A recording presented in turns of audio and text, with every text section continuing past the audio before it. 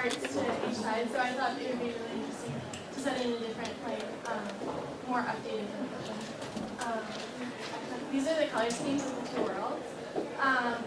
The people who, like the natives of Brazil, have more vibrant, saturated colors, whereas the tourists, the men's world, are more subdued, kind of muted color tones.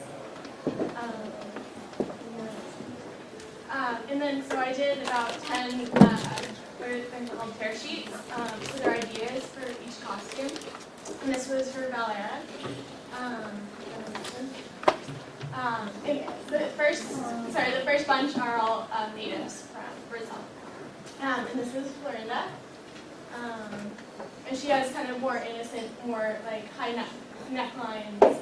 And native Brazilians have a more, it's loosely based in the 60s, so they have a later, kind of more feel to the later 60s, whereas the tourists and the men have an earlier 60s, or earlier period of the 60s, but I'll explain that later.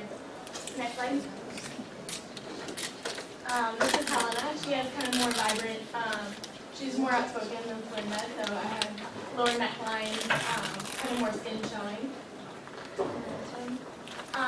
And this is Angelica. I also did cast them, so the pictures of the cast are on the far right side. So I casted that as Angelina Jolie. And she was also a carnival performer during the time.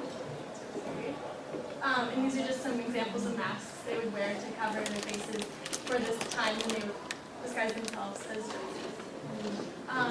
And these are the final drawings for the Rio natives. Okay, San Pedro. He's also a Rio native, so he's kind of more suave. Also, his period costumes are more towards the late 60s versus the early 60s. And this is on Antonio. Just another Fillmore, I casted as airplane pilot because around that time period, air travel was very popular versus sea travel. And Frederick has this like muted tones, kind of 60s, earlier 60s tones, and very, just very less patterns than the and Belleville.